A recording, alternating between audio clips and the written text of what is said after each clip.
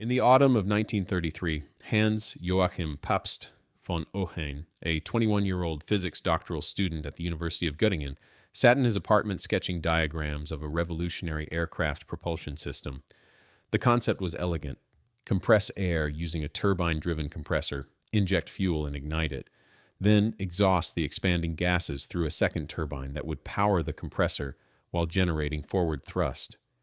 Von Ohain called it a turbojet, though he didn't know that British engineer Frank Whittle had patented a similar concept 3 years earlier. Von Ohain's innovation was born from frustration with conventional aircraft engines, which he believed had reached their fundamental limits. Piston engines were heavy, mechanically complex, and lost power at high altitudes. Von Ohain envisioned an engine that would be lighter, simpler, and capable of propelling aircraft at speeds exceeding 600 kilometers per hour.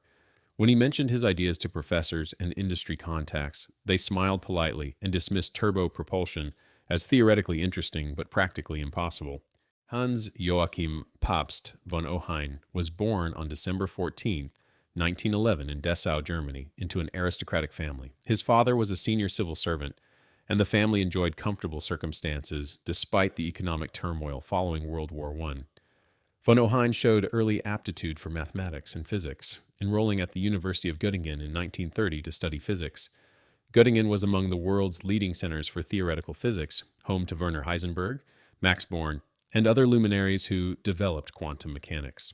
Von Ohain absorbed cutting-edge physics while developing practical engineering interests. He earned his doctorate in 1935 under Robert Wichard Pohl, director of the university's Physical Institute, with a dissertation on optical phenomena. His doctoral work was conventional, but his extracurricular interest in jet propulsion set him apart from peers focused purely on academic research. Von Ohain's jet engine concept emerged from observing the limitations of contemporary aircraft. In the early 1930s, the fastest aircraft used supercharged piston engines driving propellers. These systems were inherently inefficient at high speeds because propeller tips approached sonic velocities, creating shock waves that limited performance. Von Ohain realized that bypassing propellers entirely using direct jet thrust could eliminate this constraint.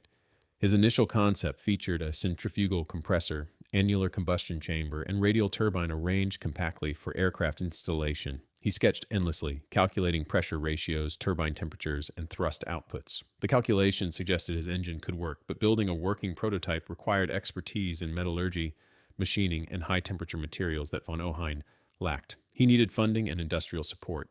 In 1935, von Ohain approached Heinrich Hahn, an accomplished automotive mechanic who owned a garage in Göttingen. Von Ohain hired Hahn to build a demonstration engine based on his designs. Hahn, skeptical but intrigued by the earnest young physicist, agreed. Working in Hahn's garage, the two men fabricated a crude engine from scrap materials, sheet metal, bicycle wheels, and automotive parts. The first prototype, later designated the Shay S1, Heinkel Strahltriebwerk 1, used hydrogen gas as fuel to avoid the complications of liquid fuel injection and combustion.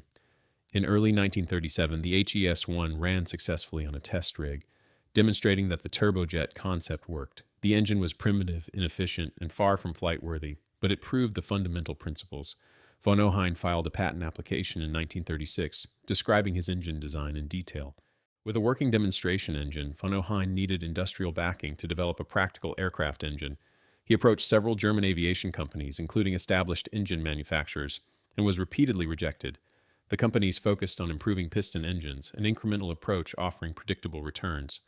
Von Ohain's radical jet engine seemed risky, unproven, and unnecessary given the success of supercharged piston engines, powering aircraft like the Messerschmitt Bf 109.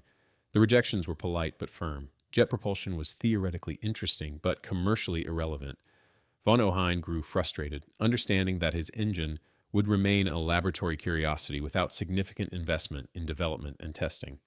The breakthrough came from an unexpected source. Ernst Heinkel, founder and owner of Heinkel Flugzeugwerke, was obsessed with speed. Heinkel had built fast seaplanes and streamlined bombers, constantly pushing aerodynamic and propulsion limits. In early 1936, Heinkel heard about von Ohain's jet engine work through mutual contacts at Göttingen. Intrigued, Heinkel invited von Ohain to his company's headquarters in Rostock-Marienhähe on the Baltic coast. Von Ohain presented his concepts, showed calculations, and explained how jet propulsion could enable aircraft to exceed 700 kilometers per hour. Heinkel, unlike conservative engine manufacturers, immediately grasped the potential. He hired von Ohain and Hans on the spot, providing them with a private workshop, unlimited funding, and the resources of Heinkel's entire engineering organization. Heinkel believed that the first company to fly a practical jet aircraft would dominate future aviation markets. Von Ohain and his team began developing the Hess 3, a liquid-fueled engine suitable for aircraft installation. The challenges were enormous. High-temperature alloys had to withstand combustion temperatures exceeding 800 degrees Celsius. Fuel injection systems had to atomize fuel precisely for efficient combustion. Turbine blades required exotic materials and precise machining to survive centrifugal forces and thermal stresses. Compressor design had to balance efficiency with compactness. Von Ohain worked 18-hour days, solving problems through experimentation and calculation. By mid-1938, the Hess 3B was complete, a centrifugal flow turbojet producing approximately 500 kilograms of thrust, weighing 360 kilograms, and compact enough to fit inside an aircraft fuselage. Simultaneously, Heinkel's design team built an airframe around von Ohain's engine. The Heinkel He 1978 was a small, streamlined monoplane with the jet intake in the nose, the engine in the center fuselage, and the exhaust exiting at the tail. The design was simple, sacrificing performance for rapid construction. Heinkel wanted to fly the world's first jet aircraft before competitors developed similar concepts. The He 178 was ready by summer 1939, painted silver, and equipped with retractable landing gear that remained fixed during initial flights for safety.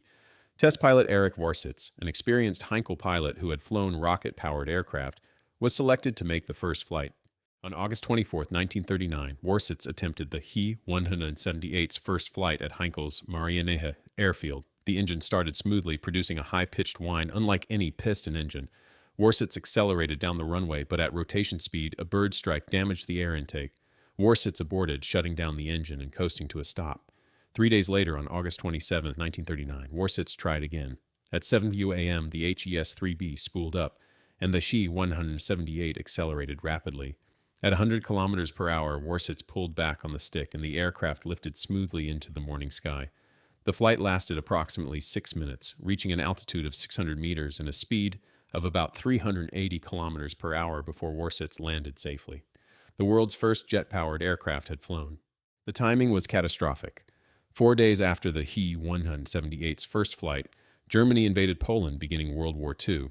Heinkel had hoped to demonstrate his jet aircraft to German Air Ministry, Reichsluftfahrtministerium, or RLM officials before the war, securing government funding for development. Instead, the military was preoccupied with mobilization, and officials showed little interest in experimental aircraft. Heinkel arranged a demonstration at Marienhof in early November 1939 for senior RLM officials, including Generaloberst Ernst Udet, head of the technical office, and General Feldmarschall Erhard Milch, Inspector General of the Luftwaffe. The demonstration was a disaster. During the November demonstration, Warsitz attempted takeoff with RLM officials watching.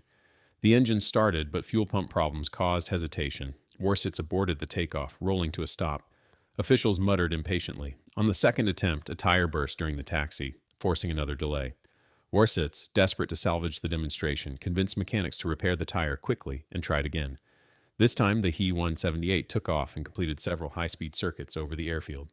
Warsitz later claimed he reached 700 kilometers per hour, though actual speed was approximately 595 kilometers per hour. RLM officials watched without enthusiasm. When Warsitz landed, they thanked Heinkel politely and departed without committing to support. The RLM's rejection stemmed from multiple factors. First, the He 178's performance, while unprecedented for a jet, was unimpressive compared to contemporary piston engine fighters. The Messerschmitt Bf-10 entering service in 1939 could reach 560 kilometers per hour, only marginally slower than the jet prototype. The He 178's acceleration and climb rate were poor, and its fuel consumption was atrocious. Second, piston engine technology was advancing rapidly, with superchargers and fuel injection improving performance. RLM officials saw no urgent need to invest in unproven jet technology when conventional engines were winning battles. Third, Hans Mauch, head of the RLM's engine development section, was philosophically opposed to allowing aircraft manufacturers to develop engines, insisting that specialized engine companies handle propulsion. Mauch actively blocked Heinkel's jet program, viewing it as amateurish trespassing on engine manufacturers' domain. Finally, Adolf Hitler had issued a directive in late 1939 prohibiting development of weapon systems that could not reach operational status within 12 months. The jet engine, clearly years from combat readiness, violated this directive. RLM bureaucrats used Hitler's order to justify rejecting Heinkel's proposals. The combination of technical skepticism, bureaucratic territorialism, and strategic short-sightedness doomed the He 178. Heinkel continued limited testing through 1940, but without government funding, the program stalled. The He 178 eventually made approximately 20 flights before being mothballed. In 1943, it was donated to the Berlin Air Museum, where it was destroyed during an Allied bombing raid. No He 178 survives today. Only replica exists at Rostock-Laga Airport. Despite the He 178's rejection, von Ohain's jet engine concept intrigued some forward-thinking RLM officials. In 1939, the ministry established a turbojet development program, contracting BMW and Junkers to design axial flow engines. Axial engines, unlike von Ohain's centrifugal design, featured compressor and turbine blades arranged around the engine's longitudinal axis, producing a narrower, more streamlined profile. BMW developed the BMW 003, and Junkers developed the Jumo 04, both axial turbojets intended for fighter aircraft. Heinkel was marginalized, permitted to continue research but excluded from major contracts. Von Ohain developed improved engines, including the HES-8 and HES-011, but Heinkel's lack of engine manufacturing experience handicapped the company.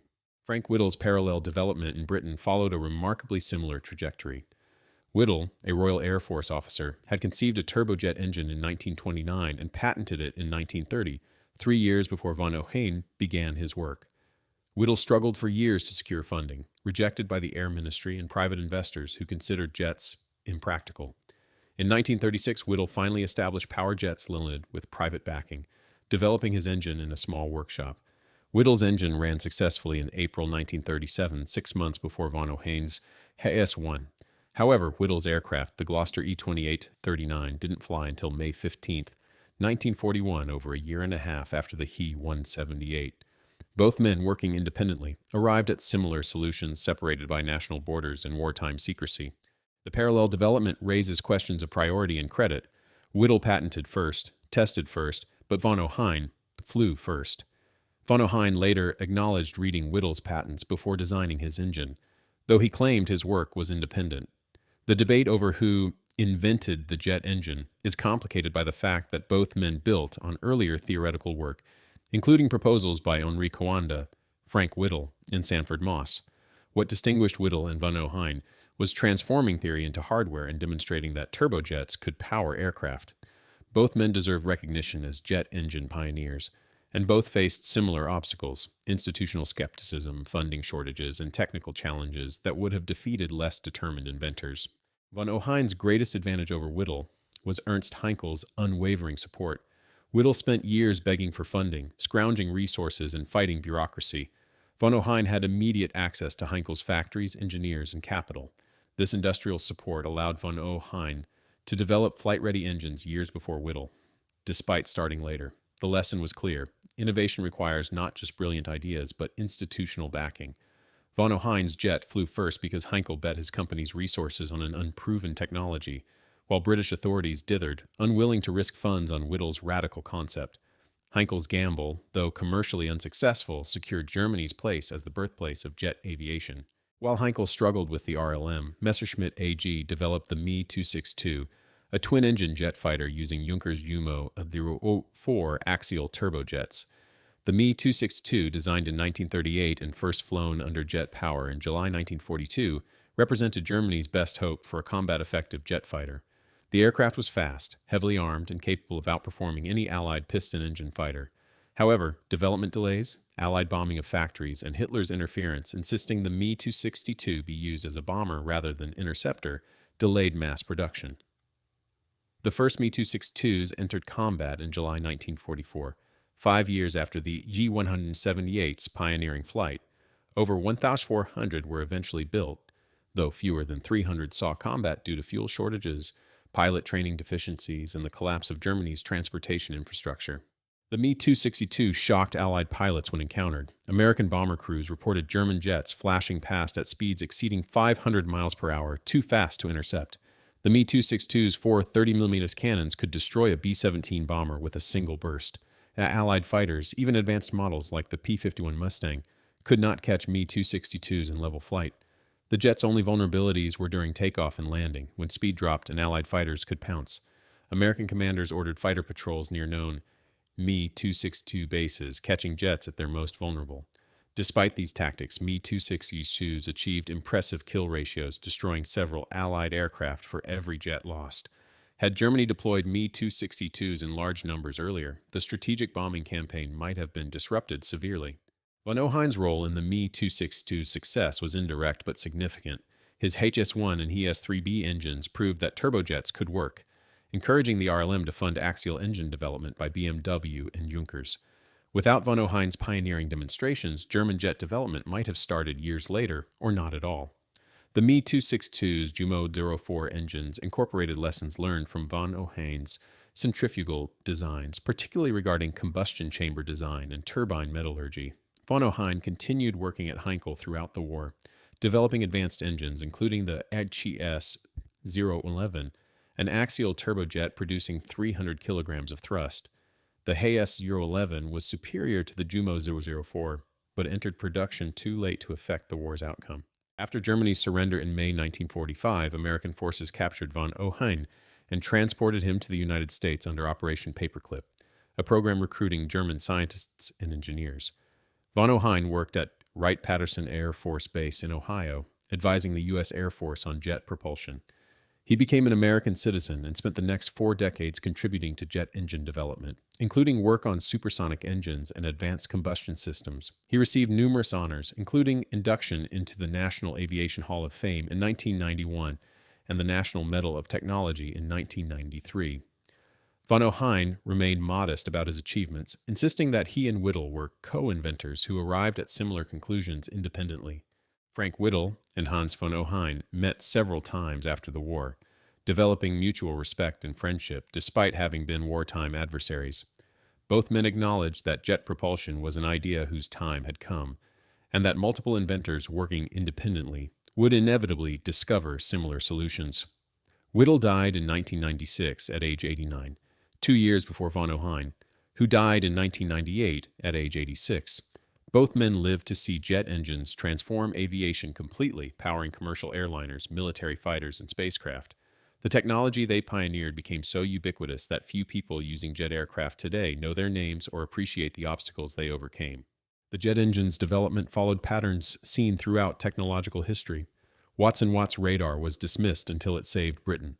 Ericsson's monitor was called a cheese box until it revolutionized naval warfare. Koshkin's T-34 was opposed by conservative marshals until it dominated the Eastern Front. Bailey's modular bridge was ridiculed as a Lego construction until it enabled Allied victory in Europe. And von Ohain's jet engine was rejected by the German Air Ministry until combat revealed that piston engines had reached their limits. In each case, established authorities dismissed innovations because they contradicted conventional wisdom, threatened existing investments, or seemed impractical given current understanding.